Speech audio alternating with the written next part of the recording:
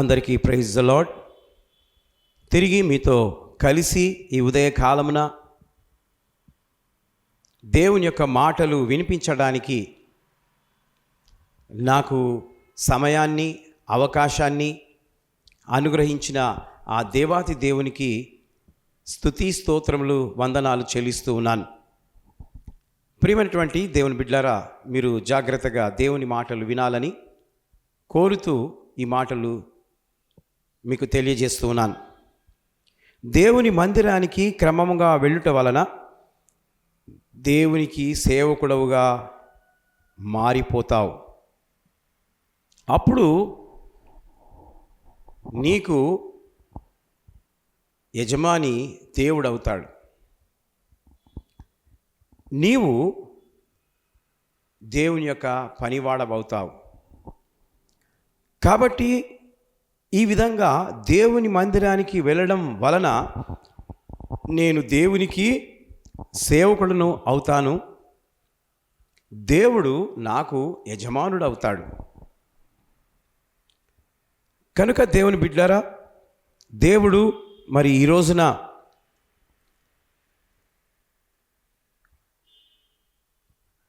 మనతో మాట్లాడడానికి ఆయన ఇష్టపడుతూ ఉన్నాడు. కాబట్టి మనము ఎదురు చూడాలి, ఏం మాట్లాడతాడా. కానీ ఈ రోజుల్లో చాలామంది ఆ విధంగా ఆయన మాటలకు ఎదురు చూడడం లేదు, కానీ నీ మాటలు ఆయన వినాలని అనుకుంటూ ఉంటాం. దేవునికి స్తోత్రం కలుగునుగాక. దేవుని బిడ్డలారా, యజమాని మాట పనివాడు వింటాడా, పనివాని మాట యజమానుడు వింటాడా? ఈ రోజుల్లో అంతా ఉల్టా ఉంది. ఎలా అంటే, మొదటిది, యజమానునికి పని, ఇల్లు కట్టుచున్నాను, నాకు డబ్బులు ఇవ్వండి ప్రభువా అని ఎవరికి చెప్తున్నాడు? ప్రభువుకు చెప్తూ ఉన్నాడు. అడుగుతూ ఉన్నాడు. ఏమని? నాకు డబ్బులు ఇవ్వు ప్రభువా, నేను ఇల్లు కట్టుకోవాలి, నేను వాహనం కొనుక్కోవాలి, నాకు డబ్బులు సహాయం చేయి ప్రభువా, నాకు పెళ్ళి అయింది, బిడ్డలు లేరు, నాకు బిడ్డలు కావాలా ప్రభువా,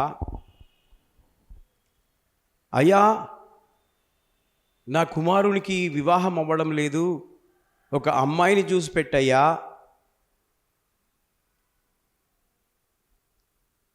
ఈ విధంగా దేవుణ్ణి రకరకాలుగా ప్రజలు, మనుషులు అడుగుతూ ఉన్నారు. అయ్యా నాకు ఉద్యోగం లేదు, నాకు ఉద్యోగం కావాలా ప్రభువా, నేను ప్రైవేట్గా జాబ్ చేస్తున్నాను, అది గవర్నమెంట్ అయ్యేటట్లు చేయి ప్రభువా, నాకు గవర్నమెంట్లో సీట్ రావాలి, కాలేజీలో నాకు సహాయం చేయి ప్రభువా. ఈ విధంగా ఎవరికి చెప్తున్నారండి పని?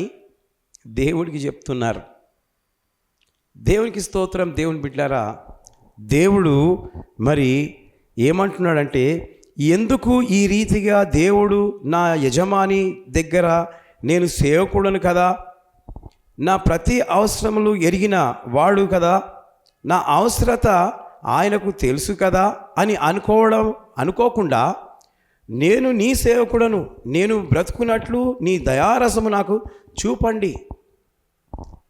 నిజంగా మనము మందిరానికి క్రమంగా వెళ్తూ వస్తూ ఉంటే దేవుడు, మనము సేవకులమైపోతాం. దేవుని మందిరానికి వెళ్తూ వస్తూ ఉంటే ఏమవుతుందండి? మనం సేవకులమైపోతాం. ఎవరి వల్ల? ఆ దేవుని వల్ల. దేవుని మందిరానికి వస్తూ వెళ్తూ ఉంటే మనము సేవకులమైపోతాం. మనము యజమానుని అయినవాడు సేవకుడు బ్రతకడానికి దయ చూపుతూ ఉంటాడు. మనము యజమాని కావడానికి ఆయన ఏం చేస్తాడంట? దయ చూపుతూ ఉంటాడట. నా కృప నీకు చాలు అని అంటుంటాడట. అయినా ఆ కృప కూడా మనకు సరిపోదు, ఇంకా కావాలా ఇంకా కావాలా అని అడుగుతూ ఉంటాం. కాబట్టి దేవునికి స్తోత్రం. సేవకుడు బ్రతకడానికి యజమానిని ఏమి చెప్తూ ఉంటాడో దయ చూపుతూ ఉంటాడు. ఎవరు? యజమాని. ఆ యజమాని ఎవరు? ఆ దేవాతి దేవుడు. ఈ ఇంటికి అధిపతి క్రీస్తే అని ఆ గృహం పైన పెట్టుకుంటారు. కానీ క్రీస్తును పక్కకు పెడతారు, వీళ్ళే యజమానిగా ఫీల్ అవుతూ ఉంటారు. ఎప్పుడైతే నీ యజమాని క్రీస్తు అయి ఉంటాడో అప్పుడు నీవు అడిగినవన్నీ కూడా ఇస్తాడు. ప్రేమైనటువంటి దేవుని బిడ్డలారా, మందిరానికి ఎందుకు వెళ్తాం మనం? మంచి మాటలు, మంచి అలవాట్లు, మంచి గుణాలు కలిగి జీవించడానికి, దేవుని మాటలు వినడానికి మందిరానికి వెళ్తూ ఉంటాం.